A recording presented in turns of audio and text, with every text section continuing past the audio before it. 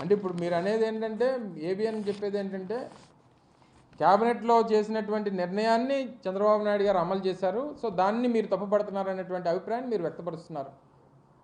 అలా క్యాబినెట్లో వారు పెట్టినటువంటి దానికి స్కిల్ స్కామ్లో జరిగినటువంటి ప్రక్రియకి ఎక్కడ కూడా సంబంధం లేదు, టోటల్గా డీవియేట్ చేసినటువంటి కార్యక్రమం చేశారనేటువంటిదే మేము ప్రభుత్వంలో ఉన్నటువంటి మా దగ్గర ఉన్నటువంటి రుజువులతో సహా అనేక సందర్భాల్లో చెప్పాం.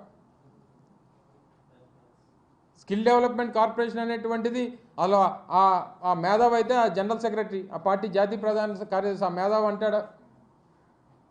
అసలు కార్పొరేషన్కి సంబంధించి అసలు క్యాబినెట్కి కానీ లేదా మంత్రులకు కానీ అసలు అలా ఆ ప్రొసీజరే ఉండదు, అసలు వాళ్ళ దాని ప్రకారం ప్రొసీజర్ ప్రకారం వాళ్ళ ఫైల్ కూడా రావు అనేటువంటి మాట చెప్తా ఉన్నాడు. ఆయన మంత్రిగా పనిచేశాడు, 2.5 సంవత్సరాలు మంత్రిగా పనిచేశాడు ఆయన.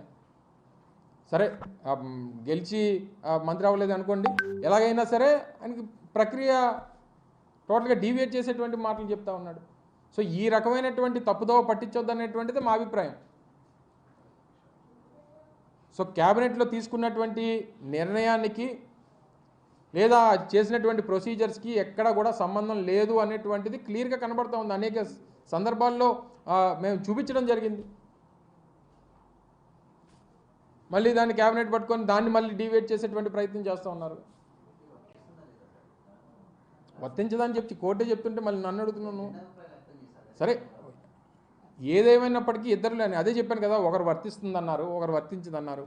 కాకపోతే జరిగినటువంటి ప్రక్రియ రిమాండ్కి తీసుకోవడం కానీ లేదా విచారించడం కానీ లేకపోతే ఆయన్ని జైల్లో పెట్టడానికి సంబంధించి ఇద్దరు కామన్గా వారు అంగీకరించారు. 17A అనేటువంటిది అసలు నీకు జరిగినటువంటి అవినీతికి నీకు సంబంధం లేదనేటువంటిది కాదు కదా 17A కేసు. 17A అనేటువంటిది ఇట్స్ ప్రొసీజర్కి సంబంధించినటువంటి దాని మీద వేసినటువంటి కేసు అది. చంద్రబాబు నాయుడు గారికి కేసుకి స్కిల్ స్కామ్కి సంబంధం లేదనేటువంటిది ఆ సెక్షన్ కానీ లేకపోతే ఆ కేసు మీద వేసినటువంటిది స్కాచ్ కాదు కదా. సో దాన్ని ఎందుకు వాళ్ళు పూర్తిగా కేసుకి దీనికి ఎందుకు ముడి పెడుతున్నారు అనేటువంటిది మా అభిప్రాయం. ఎందుకు మీకెందుకు గాబరపడుతుంది, మీరెందుకు గాబరపడుతున్నారు? నాకు లేని గాబరం మీకెందుకు? 3 కాకపోతే 4, 4 కాకపోతే 5, లేకపోతే వాళ్ళు సీట్ లేకపోతే పార్టీకి పనిచేస్తారు. మొదటి నుంచి చెప్తున్నాను కదా, మీకెందుకు నా గురించి గాబరం మీకు? అంతే కదా. కొత్త పార్టీలు కొత్త వాళ్ళు అందరూ వస్తున్నారు కదా, వాళ్ళందరూ చూస్తున్నాం కదా. వాళ్ళు ఏమని ఏపీపీ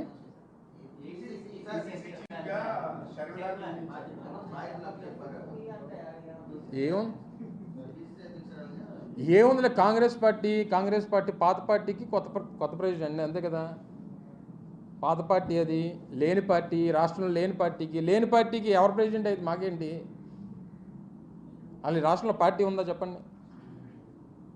నాకు తెలిసి మొన్న జరిగినటువంటి ఎన్నికల్లో 0.4% ఎంత వచ్చింది ఆ పార్టీకి, నోటా కంటే తక్కువ వచ్చింది.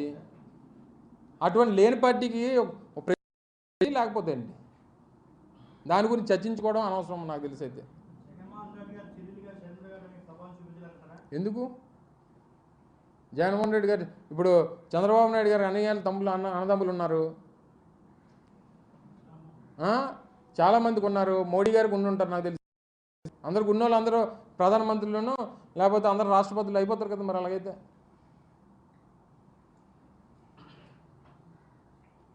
వాళ్ళ పార్టీ లేదు కదా. కాంగ్రెస్ పార్టీ అనేటువంటిది ఈ రాష్ట్రంలో ఆంధ్రప్రదేశ్లో కాంగ్రెస్ పార్టీకి ఓటు కానీ సీటుకి సంగతి పక్కన పెట్టండి, ఓటేసిన వాళ్ళు లేడు. ఎందుకు వేయట్లేదు? కాంగ్రెస్ ఈ రాష్ట్రానికి చేసినటువంటి ముఖ్యంగా ఈ రాష్ట్ర ప్రజలకు చేసినటువంటి అన్యాయం, ఒక కులానికో మతానికో ప్రాంతానికో లేదా ఒక వ్యక్తికో వర్గానికో చేసినటువంటి అన్యాయం కాదు. ఈ రాష్ట్రంలో ఉన్నటువంటి 5,30,00,000 మంది ప్రజలకి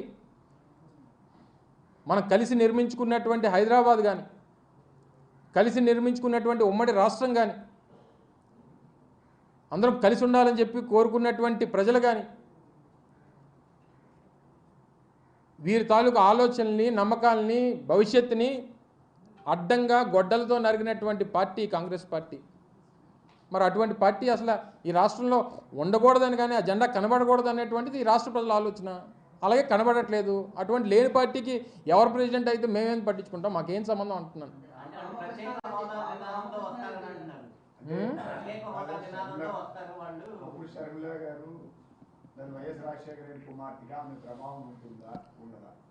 నాకు తెలిసి అయితే 0% అని, నాకు తెలిసి అయితే 0% ఇన్ఫ్లుయెన్స్ ఉంటుంది అనేటువంటిది నా అభిప్రాయం. ఎవరు ఆల్ రామకృష్ణారెడ్డి కాకపోతే వాళ్ళ నాన్నగారిని జాయిన్ అవ్వమని నాకేం తప్పే ఉంది. ఆ పార్టీలు నేనే కాదన్నా. ప్రజాస్వామ్యం ఈ దేశం ప్రపంచంలోనే అతిపెద్ద ప్రజాస్వామ్యం కలిగినటువంటి దేశం. కొన్ని వందల వేల జాతీయ పార్టీలు, కొన్ని వందల వేల ప్రాంతీయ పార్టీలు, ఏ పార్టీలోకి ఎవరు కావాలంటే వెళ్ళొచ్చు. నువ్వు వెళ్ళి అడుగు, నీకు ఇచ్చేస్తారు సీటు. కాంగ్రెస్ పార్టీ ఇక్కడ అంత ఖాళీగా ఉంది. అది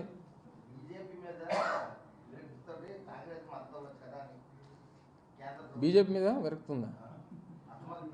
సర్లే, ఎవరి మీద అలా కదమ్మా. రేపు 10 మంది పోటీ చేస్తారు, 10 మందికి వేయలేవు కదా నువ్వు ఓటు. ఎవరికో ఒకరికే కదా వేయగలవు.